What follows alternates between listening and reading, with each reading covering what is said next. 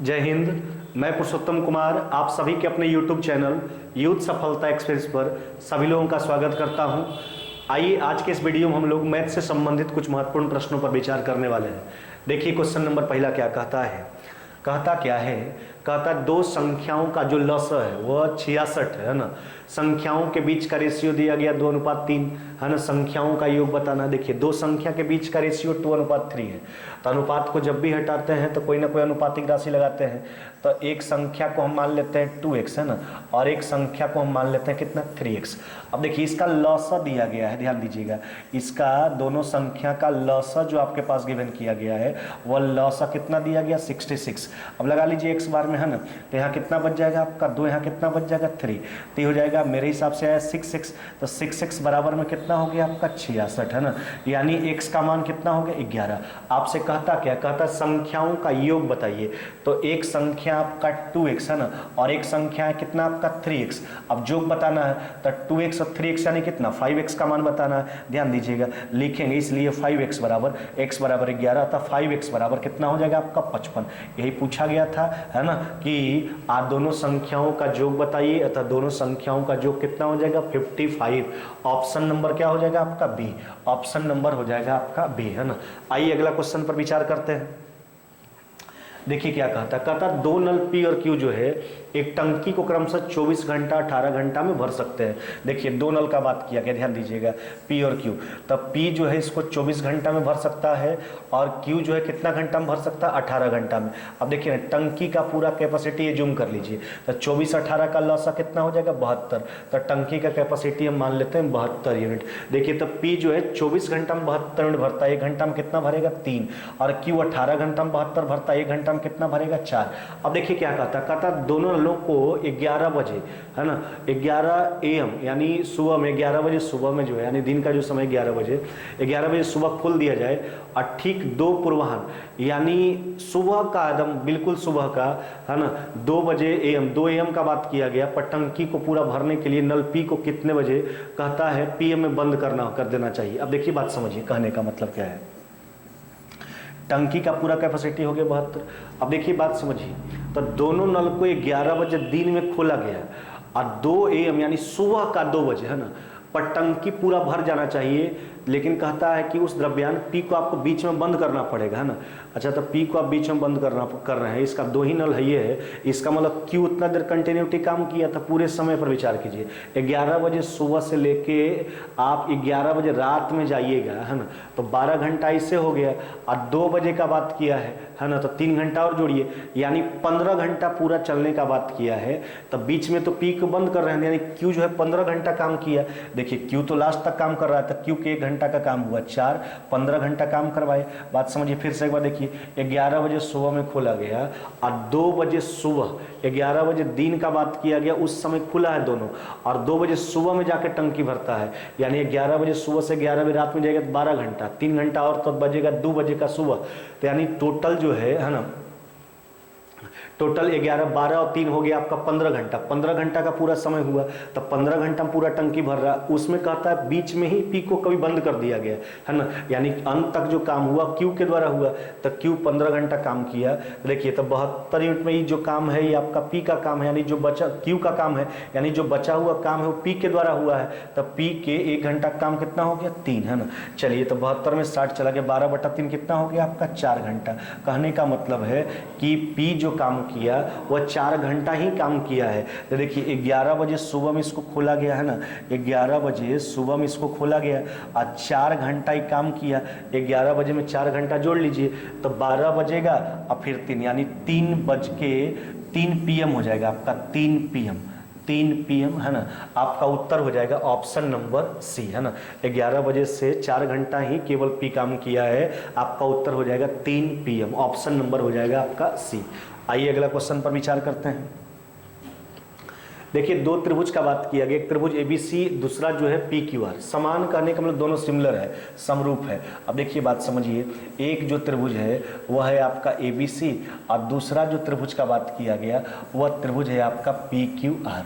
अब देखिए हमसे क्या कहता है, कहता है इसमें ए बी भुजा का लंबाई जो है वह 36 है ना, और जबकि इसकी संगत भुजा पी क्यू का जो लंबाई है वह कितना है आपका 16। अब देखिए ए बी सी का क्षेत्रफल जो है 1296 है और पी क्यू आर का क्षेत्रफल हमसे बताने के लिए कहता है। देखिए दोनों त्रिभुज समान है यानी समरूप है। हम बार बार बोलते हैं त्रिभुज तो समरूप तब होता है जब उसका संगत भुजा संगत कोण आपस में क्या होता है, बराबर होता है। जब संगत कोण बराबर होता है त्रिभुज समरूप होता है, और जब त्रिभुज समरूप हो जाता है तो उसके संगत भुजा, शीर्षलंब और परिमिति तीनों का अनुपात जो है आपस में बराबर होता है, तथा उसके क्षेत्रफल का जो अनुपात होता है वो संगत भुजाओं के वर्ग के अनुपात के बराबर होता है। तो अगर दोनों सिमिलर है तो इसका क्षेत्रफल का जो रेशियो होगा संगत भुजा के वर्ग के रेशियो होगा। तो इसका भुजा अगर 36 लेते हैं तो उसका कितना लेंगे 16, संगत भुजा का वर्ग करेंगे यही क्षेत्रफल के बराबर हो जाएगा। तो एबीसी का तो क्षेत्रफल दे रखा है, कितना दे रखा है 1200 कितना 96, हमको पी क्यू आर का बताना है। तो एरिया ऑफ त्रिभुज पी क्यू आर है ना, चलिए इसी का तो निकालना है। अब देख लीजिए आप, तो 36 का स्क्वायर कीजिएगा तो कितना हो जाएगा आपका 1296, तो ऊपर वाला मान तो कट गया, अब नीचे वाला का स्क्वायर कर लेंगे वही त्रिभुज एबीसी पी क्यू आर का एरिया हो जाएगा। तो लिखेंगे इसलिए एरिया ऑफ है ना त्रिभुज पी क्यू आर बराबर, अच्छा तो 16 का स्क्वायर कितना हो जाएगा आपका, यह हो जाएगा 256 सेंटीमीटर स्क्वायर। कितना हो जाएगा आपका, यह हो जाएगा 256 सेंटीमीटर स्क्वायर। क्या बोले, दोनों त्रिभुज समरूप था है ना, जब त्रिभुज समरूप हो गया तो इसके क्षेत्रफल का जो अनुपात होता है वह संगत भुजाओं के वर्ग के अनुपात के बराबर होता है। संगत भुजा का हमने वर्ग किया, एरिया के बराबर कर लिया गया। अब ऊपर 36 का स्क्वायर तो कट गया, नीचे बच गया 16 का स्क्वायर जो एरिया ऑफ त्रिभुज पी क्यू आर के बराबर हो जाएगा। अतः आपका उत्तर हो जाएगा 256 वर्ग सेंटीमीटर। आइए अगला क्वेश्चन पर विचार करते हैं। देखिए ए क्यू माइनस बी क्यू का मान दे रखा 210, ए माइनस बी है 5। अच्छा इसका मान बताना, इसी का मान बताना। अच्छा देखिए ए प्लस बी का होल स्क्वायर है ना, अब माइनस में ए बी, इसका मान बताना। अच्छा इसको आप हल करके देखो, इसको हल कीजिएगा तो A square plus B square plus में 2ab, और 2ab में एक ए बी घटा लीजिए। कहने का मतलब ये जो मान लिखा हुआ आपका ए स्क्वायर है ना, अब प्लस 2ab में भी घटाएंगे तो ए बी, अब प्लस में बी स्क्वायर, तो उसका मान निकालना है। समझिए इसका मान बताना है, दोनों एक ही चीज़ है ना। अब देखिए तो हमको दे रखा ए क्यू माइनस में बी क्यू बराबर 210। अच्छा देखिए तो ए क्यू माइनस में बी क्यू का मान एक्चुअली होता क्या है, इसका मान होता है ए माइनस बी है ना इंटू ए स्क्वायर, अब प्लस ए बी है ना, अब प्लस में क्या हो गया आपका बी स्क्वायर। चलिए सब मान का प्रयोग कर लेते हैं।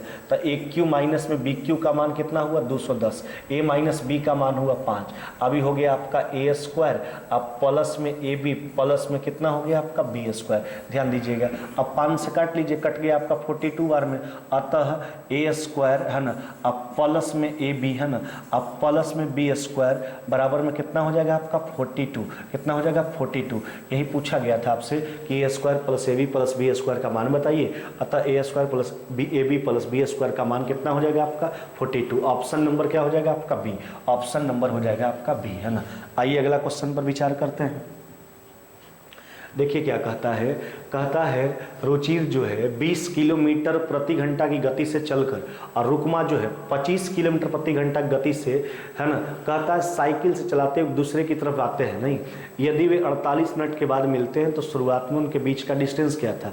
देखिए दोनों अपोजिट डायरेक्शन में चलता है ना। अच्छा तो अपोजिट डायरेक्शन में चाल जोड़िएगा तो एक का स्पीड 20, एक का 25, 20 25 कितना हो गया 45, तो ये हो गया 45 किलोमीटर। दोनों के बीच का डिस्टेंस पूछा, दूरी बराबर चाल गुना समय, अपोजिट डायरेक्शन था, हमने चाल को जोड़ लिया। अब देखिए समय 48 मिनट है तो किलोमीटर प्रति घंटा के साथ समय तो घंटा वाला लगेगा। चलिए अब इसको काट लीजिए, 15 से कट जाएगा 3 बार में है ना, 15 से कट गया 4 बार में। अब इसको काट लीजिए 12 बार में, तो 12 तरीक कितना हो जाएगा 36 है ना, यह हो जाएगा 36 किलोमीटर। यही पूछा गया था आपसे है ना कि बताइए जब दोनों चलना शुरू किया था तो शुरुआत में उसके बीच का डिस्टेंस क्या था। अतः शुरुआत में उसके बीच का जो डिस्टेंस था वो कितना था 36। अपोजिट डायरेक्शन था, हमने चाल जोड़ा 20 25 45 किलोमीटर प्रति घंटा, समय उसका 48 मिनट था, उसको घंटा में कन्वर्ट करने के लिए हमने 60 से भाग दिया। 15 से 3 बार में, 4 बार में, 4 से 12 बार में, अतः 12 तरीक कितना हो जाएगा 36 किलोमीटर। अतः शुरुआत में जो है उन दोनों के बीच का जो दूरी था वह दूरी कितना था आपका 36 किलोमीटर। आइए अगला क्वेश्चन पर विचार करते हैं। कहता है एक छात्र ने एक संख्या का गुना 5/4 के बजाय 4/5 से कर लिया। इस गणना में त्रुटि का प्रतिशत बताना। त्रुटि या तो वृद्धि कर लिया गया होगा, कितना परसेंट का वृद्धि किया, अगर कमी किया है तो कितना परसेंट का कमी किया। संख्या को 1 मान लेते हैं। देखिए तो संख्या को 1 मानिएगा तो उसका निकालना था 5/4, निकाल कितना लिया 4/5, यानी कहने का मतलब निकालना था 25 यूनिट, निकाला कितना ही 16 यूनिट। तो त्रुटि हुआ है लेकिन कमी हुआ है, तो उससे हमको मतलब नहीं, हमको त्रुटि का प्रतिशत बताना है, चाहे वो कमी हो चाहे वो वृद्धि हो। तो देखिए कमी हुआ है, कमी कितना का हुआ 9 का, कहाँ से हुआ 25 से। 9 जो है 25 का कितना परसेंट है, निकालना था 25, निकाल लिया 16, यानी कहने का मतलब है कि 36% का कमी हुआ है। तो कमी उम्मीद हमको मतलब नहीं, हमको त्रुटि के रूप में उत्तर देना है, यानी 36% का त्रुटि हुआ है। आपका उत्तर क्या हो जाएगा, ऑप्शन नंबर क्या हो जाएगा डी। हमने संख्या को 1 मान लिया, उसका निकालना था 5/4, निकाल लिया 4/5, यानी कहने का मतलब निकालना था 25 यूनिट, निकाला 16 यूनिट। त्रुटि है यानी कमी के रूप में त्रुटि है, तो कमी 9 यूनिट का कहाँ से 25 से, यानी 36% का कमी हुआ है मान में, कहने का मतलब 36% का त्रुटि हो गया है। ऑप्शन नंबर हो जाएगा आपका डी। आइए अगला क्वेश्चन पर विचार करते हैं। देखिए x + y + z का मान दिया 0। अब हमको जो मान बताना है वह है आपका x²/3z है ना, अब प्लस में यह हो गया आपका y³ है ना, अब बटा 3xz है ना, अब प्लस में यह हो गया आपका z², अब बटा कितना हो गया आपका 3x। अब देखिए इसको हल कीजिए, इसको हल कीजिएगा तो इसका लसा क्या हो जाएगा, ये हो जाएगा 3xz है ना। अब देखिए तो 3z से भाग दीजिए, x बचेगा तो गुना करेंगे तो x³ है ना। अब देखिए यहाँ पर y³ रहेगा केवल, अब यहाँ पर 3x से भाग दीजिए, z बचेगा, z से गुना करेंगे z³। अब देखिए ना तो ऊपर का केस देखिएगा तो x³ + y³ + z³, और जबकि हमको x + y + z का मान दे रखा 0। आप जानते हो कि जब a + b + c का मान 0 होता है तो उस केस में a³ + b³ + c³ का मान क्या होता है 3abc। तो यहाँ पर भी वही बात हो जाएगा, ऊपर हो जाएगा 3xyz है ना, अब नीचे क्या हो जाएगा आपका 3xz। अब देखिए 3xz काट लीजिए, अतः आपका उत्तर कितना हो जाएगा 22, अतः आपका उत्तर हो जाएगा 22, आपका उत्तर हो जाएगा ऑप्शन नंबर सी। क्या हो जाएगा आपका ऑप्शन नंबर सी है ना। आइए अगला क्वेश्चन पर विचार करते हैं। कहता कोई राशि साधारण ब्याज पर 2 वर्षों में 5% वार्षिक दर से जो है वह 2750 रुपया हो जाता है। वही राशि साधारण ब्याज पर किस दर से दी जानी चाहिए ताकि 2 वर्षों में 3000 रुपया हो जाए। अब देखिए बात समझिएगा, हम पहले प्रिंसिपल निकाल लेते हैं पहला कंडीशन के माध्यम से। अच्छा 2 वर्षों में 5% के हिसाब से 2750 रुपया हो जाता है। हो जाने का मतलब बात किसका एक्चुअली होता है, मिश्रधन का, अमाउंट का। अच्छा देखिए ना तो 5% का रेट है ब्याज का, तो 2 साल में ब्याज हो जाएगा 10% और 100% प्रिंसिपल। तो कहने का मतलब 2750 जो है वो 110% है, मिश्रधन है।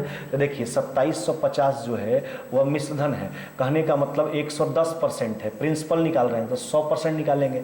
चलिए अब यहाँ से हल कर लीजिए इसको, 11 से कट गया 2 बार में, 5 बार में है ना, यानी प्रिंसिपल कितना हो गया आपका 2500 रुपया।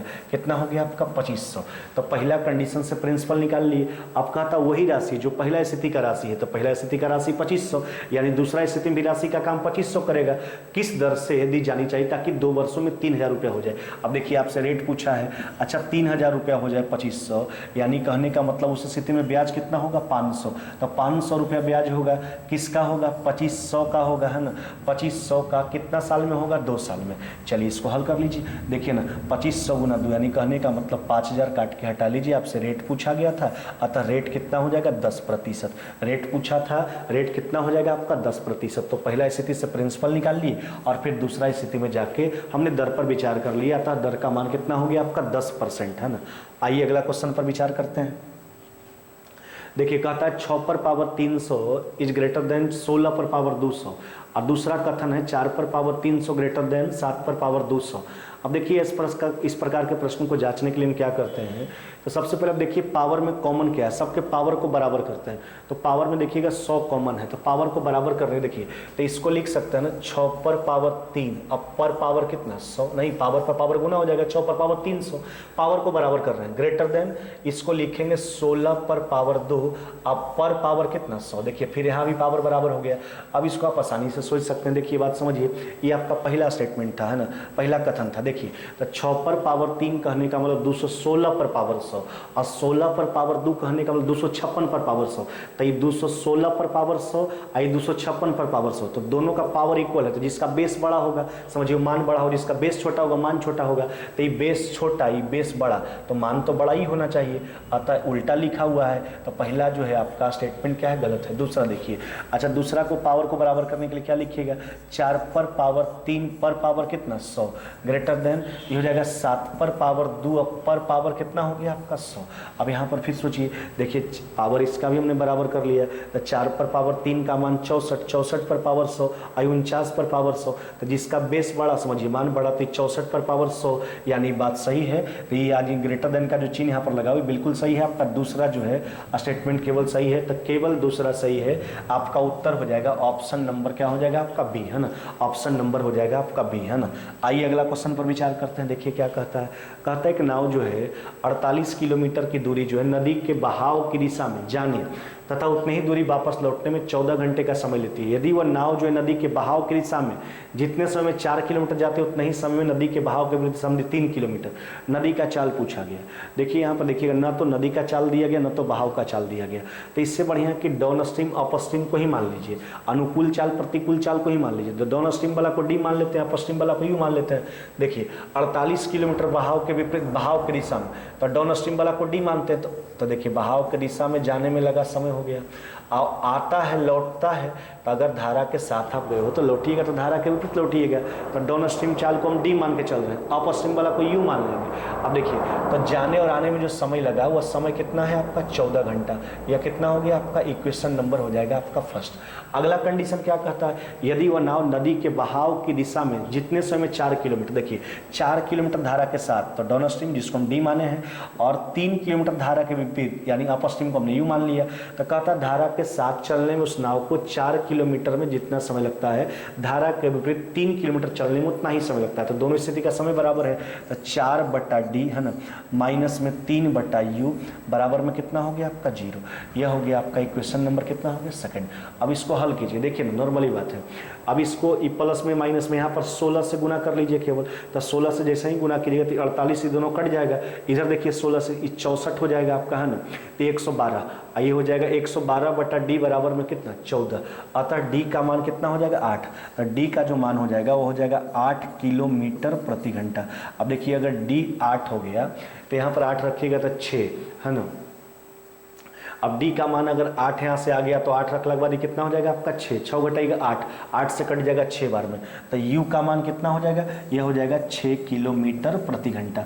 अब देखिए यहाँ पर हमने क्या क्या निकाल लिया, हमने निकाल लिया डाउन स्ट्रीम यानी अनुकूल चाल धारा के साथ वाला चाल, हमने निकाल लिया अप स्ट्रीम धारा के विपरीत वाला चाल। तो डाउन स्ट्रीम 8 किलोमीटर प्रति घंटा, अप स्ट्रीम 6 किलोमीटर प्रति घंटा। और जब अनुकूल प्रतिकूल मालूम हो जाए तो सांजल में नाव का चाल अगर निकालना होता है तो अनुकूल प्लस प्रतिकूल बटा दो, अगर धारा का निकालना है तो अनुकूल माइनस में प्रतिकूल बटा दो। वही बात है, नदी का निकालना नहीं धारा का निकालना है तो 8 माइनस में 6 बटा 2 यानी 2/2 कितना हो जाएगा आपका 1 किलोमीटर प्रति घंटा, है ना। 1 किलोमीटर प्रति घंटा आपका उत्तर हो जाएगा ऑप्शन नंबर डी।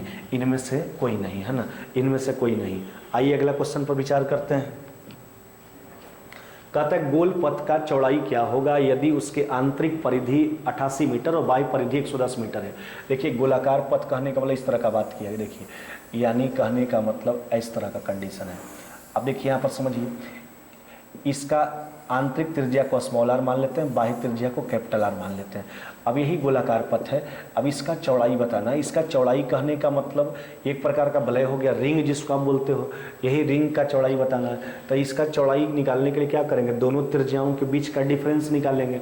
अब देखिए क्या कीजिए, दोनों के परिधि के बीच का अंतर लिखिए। तो बड़ा वाला का परिधि हो जाएगा 2πr कैपिटल आर, और छोटा वाला का हो जाएगा 2π इंटू स्मॉल आर। तो बड़ा वाला का परिधि 110 जबकि छोटा वाला का कितना हो गया आपका 88। चलिए यहाँ से 2π कॉमन कर लेते हैं, है ना। तो 2 गुना 22/7 कॉमन कर लीजिए, आपका बच जाएगा कैपिटल आर माइनस में स्मॉल आर बराबर में कितना हो गया आपका 22। अब देखिए 22 से 22 काट के हटा दीजिए। अभी हमने बोला है ना, इस पथ का चौड़ाई कहने का मतलब दोनों त्रिज्याओं के बीच का अंतर, तो लिखेंगे इसलिए r माइनस में r बराबर तो हो जाएगा आपका 7/2। अब कहने का मतलब कितना हो जाएगा 3.5 मीटर, 3.5 मीटर हो जाएगा।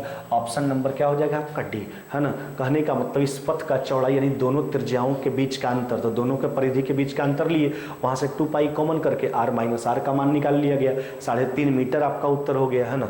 आइए अगला क्वेश्चन पर विचार करते हैं।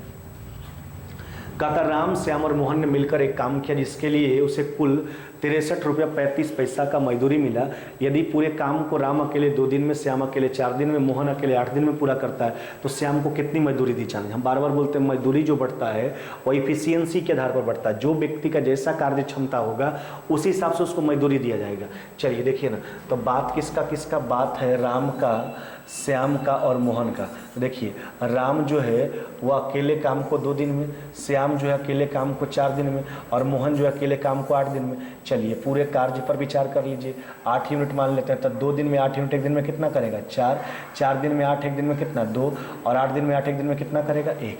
अब देखिए इसी के आधार पर यही आपका इफिशियंसी जो होता है किसी व्यक्ति के द्वारा एक दिन में किया गया कार्य, यही इफिशियंसी है। तो 4, 2, 1 के रेशियो में मजदूरी को हम बांटेंगे। अब देखिए पूरा मजदूरी जो है वह कितना है आपका 63 रुपया कितना है 35 पैसा, 63 रुपया 35 पैसा जोड़िए ना, तो 4 2 6 7 यूनिट का मान हो गया है ना। तो 7 यूनिट बराबर इतना 1 यूनिट का मान निकाल लिया गया।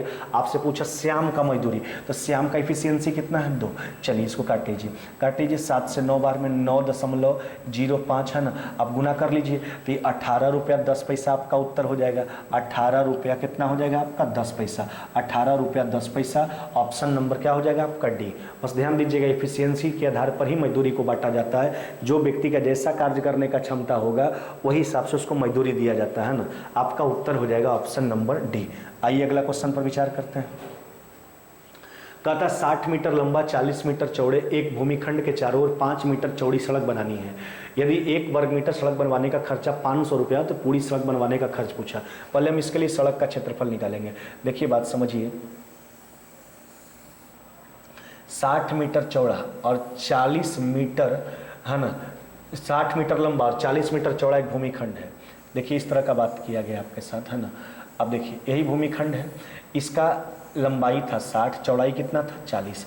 अब इसके बाहर जो है 5 मीटर चौड़ा सड़क या 5 मीटर चौड़ा सड़क का निर्माण किया गया इसके बाहर में। अब देखिए तो हम इस सड़क बनवाने का खर्च 500 रुपये प्रति वर्ग मीटर है ना। पूरा खर्च पूछा तो सड़क का क्षेत्रफल निकालना है। अच्छा सड़क का क्षेत्रफल कैसे निकालेंगे, तो ये बड़ा वाला आयत के क्षेत्रफल में छोटा वाला घटाएंगे तो बीच वाला का निकल के चला आएगा। अब देखना तो इसका जो आपका लंबाई दिया था 60, लेकिन चौड़ाई 5 इधर से भी बढ़ा 5 इधर से भी बढ़ा तो 10 बढ़ जाएगा। हर तरफ वही बात है, इधर भी 5 बढ़ेगा इधर भी बढ़ेगा, तो लंबाई में भी 10 मीटर का बढ़ोतरी होगा और चौड़ाई में भी। तो 60 10 कितना हो जाएगा 70। तो बड़ा वाला का लंबाई 70, चौड़ाई कितना हो जाएगा आपका 50, जबकि छोटा वाला का इस 60 गुना कितना हो जाएगा आपका 40। चलिए घटा लीजिए तो यह हो जाएगा आपका 3500 में 2400 चला जाएगा। कितना हो जाएगा आपका 1100, ये हो जाएगा आपका वर्ग मीटर है ना, 1100 वर्ग मीटर। अब देखिए 1100 वर्ग मीटर तो आ गया इसका क्षेत्रफल, जबकि 1 वर्ग मीटर का जो लागत है वह कितना है आपका 500 रुपया। अब गुना कर लीजिए तो ये हो जाएगा आपका 55 पर कितना हो गया आपका, ये हो जाएगा 4 शून्य। यही आपका राशि होगा। कहने का मतलब 5,50,000 है ना। 5 लाख कितना हो जाएगा 50,000, 5,50,000। ऑप्शन नंबर क्या हो जाएगा आपका बी है ना। हमने क्या किया, सड़क का क्षेत्रफल निकाल लिए। सड़क का क्षेत्रफल 1100 वर्ग मीटर आ गया।